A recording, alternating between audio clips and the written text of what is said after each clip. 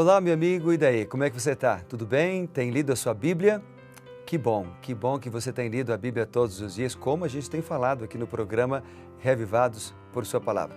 Não tem lido ainda? Olha, não deixe de tomar a iniciativa de ler a Bíblia todos os dias, porque a palavra de Deus, como o próprio nome diz, a Bíblia é a voz de Deus falando ao nosso coração. Então aqui na TV Novo Tempo tem vários programas legais, bons programas com pastores que transmitem a palavra de Deus. Você tem o pastor Arilton, o pastor Luiz Gonçalves, pastor Ivan Saraiva e outros pastores que apresentam a palavra. Mas você não pode se contentar só com esses programas, por melhores que possam eles ser. Você precisa ter o teu momento com Deus, para ouvir a voz de Deus, para escutar a voz do Senhor, porque Deus fala com a gente, amigo, de duas formas. Deus fala com a gente através da Bíblia, não é? Que é a sua carta de amor para cada um de nós, mas também Deus fala conosco através da voz da consciência. Então Deus fala conosco quando a gente tem assim, uma ligação íntima com Ele, quando a gente aprendeu a conviver, a andar com Deus, então a gente começa a detectar a voz do Senhor falando ao nosso coração. Você sabe que nós precisamos buscar a Deus de manhã, bem cedinho, mas a gente precisa desenvolver o hábito de andar ao longo do dia com Deus. Enquanto andamos nas ruas, enquanto realizamos uma transação comercial, enquanto fazemos uma ligação, enquanto vamos comprar alguma coisa, enquanto vamos vender algo, enquanto estamos realizando o nosso trabalho para o patrão ou enquanto estamos coordenando o serviço dos funcionários, nós podemos falar com Deus. Deus está sempre com a gente e em alguns momentos, de maneira mais íntima, mais especial, Ele quer estar também nos abençoando.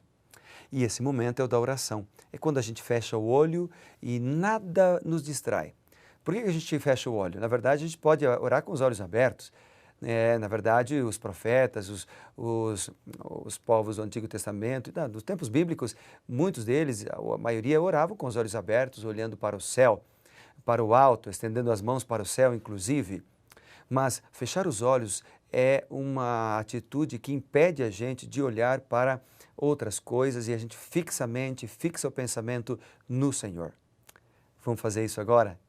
Querido Pai, fixamos nossa mente e nosso pensamento em Ti, para ouvir agora a Tua voz através da Tua palavra. Então fala com a gente. Em Teu nome oramos. Amém.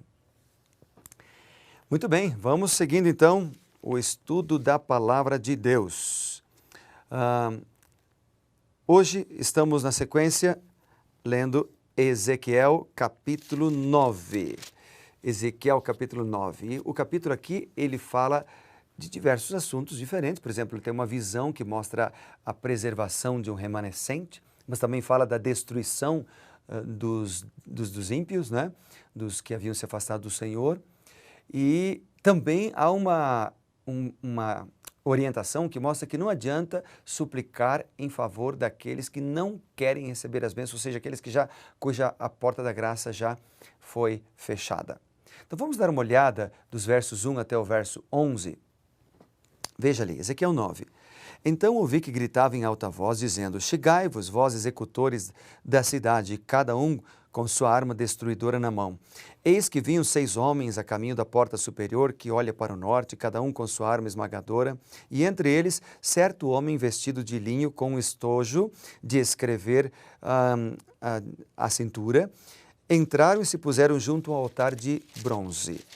Na sequência, a glória de Deus, do Deus de Israel, se levantou do querubim, o qual estava indo até a entrada da casa. E o Senhor clamou ao homem vestido de linho, que tinha o estojo de escrever à cintura. Ele disse: passa pelo meio da cidade, passa pelo meio de Jerusalém, e marca com um sinal a testa dos homens, que suspiram e gemem por causa de todas as abominações que se cometem no meio dela.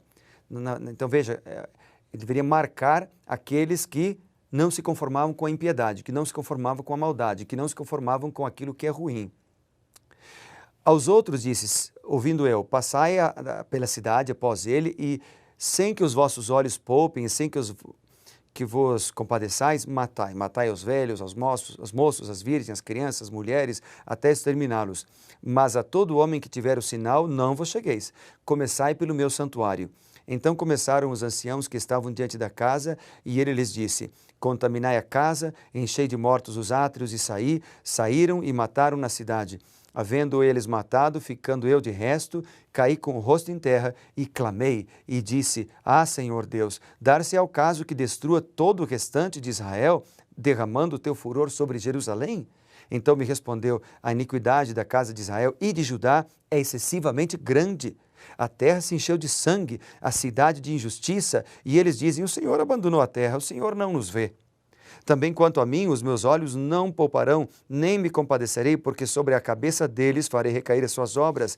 Eis que o homem que estava vestido de linho, a sua cintura estava o estojo de escrevedor, ele relatou dizendo: Fiz como me mandaste.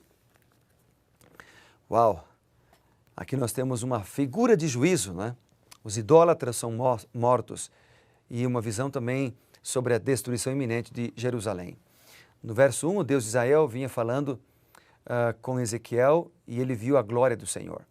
Agora o profeta deveria anunciar a destruição aos pecadores, aqueles infiéis, maus, idólatras, que haviam se afastado do Senhor.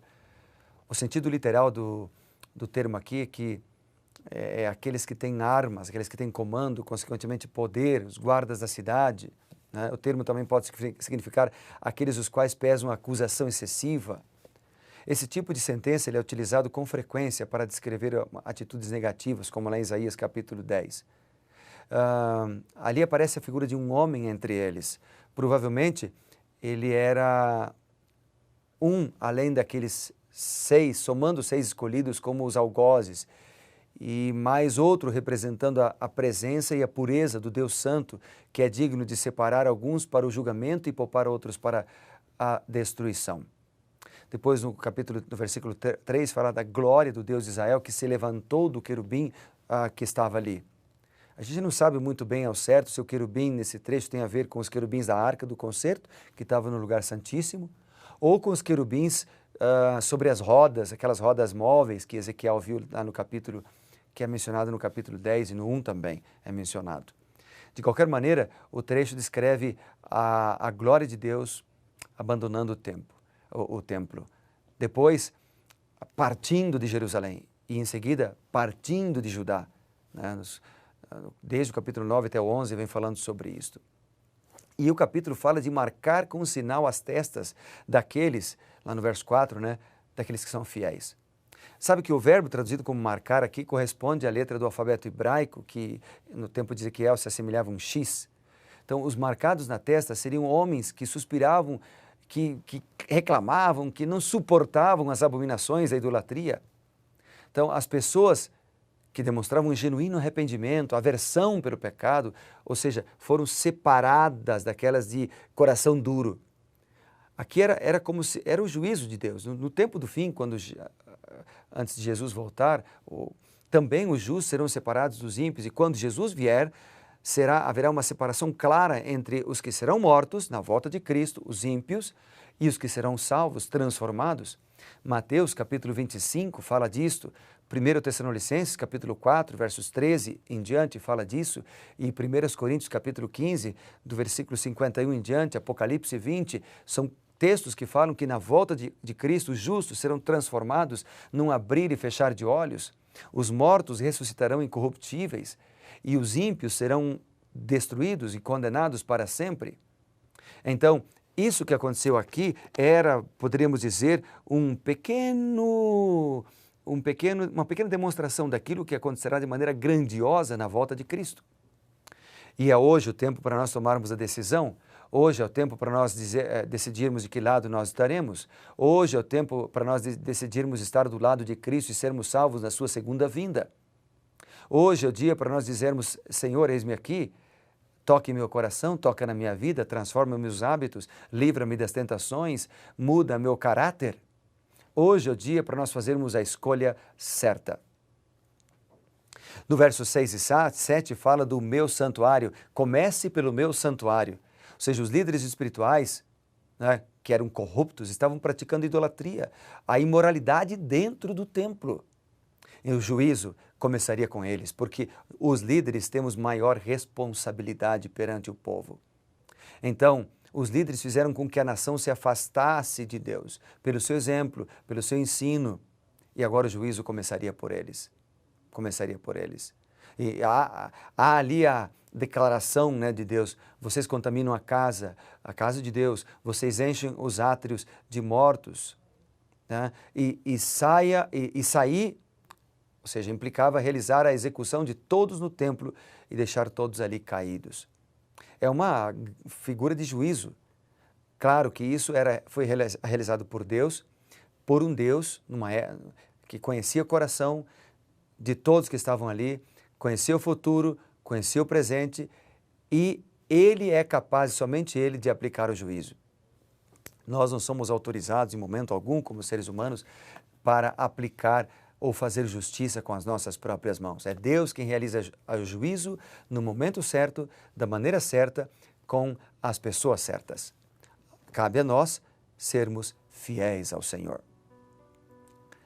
Na sequência, você percebe no verso 11, por exemplo, que há aqui uma declaração do profeta quando ele diz o seguinte, ele diz assim: eis que o homem que estava vestido de linho, cuja cintura estava o estojo de escrever, o escrevedor, ele relatou dizendo: fiz como me mandaste. O relatório de julgamento foi levado a Deus por um homem que estava vestido de linho, em cuja cinta estava o tinteiro. Isso também está lá nos versos 3 e 4.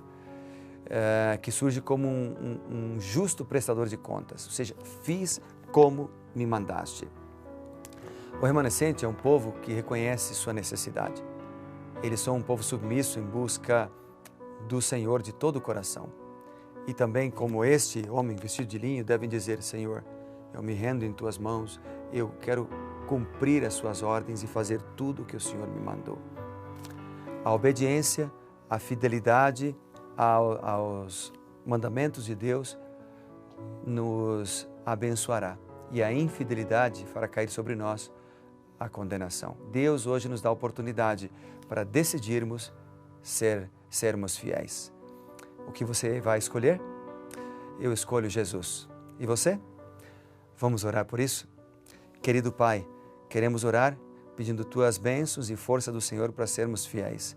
Ilumina-nos com Teu Santo Espírito e nos ajuda nesta escolha. Em Teu nome. Amém. Que Deus te abençoe, amigo. Lembre-se, seja reavivado por Sua palavra sempre.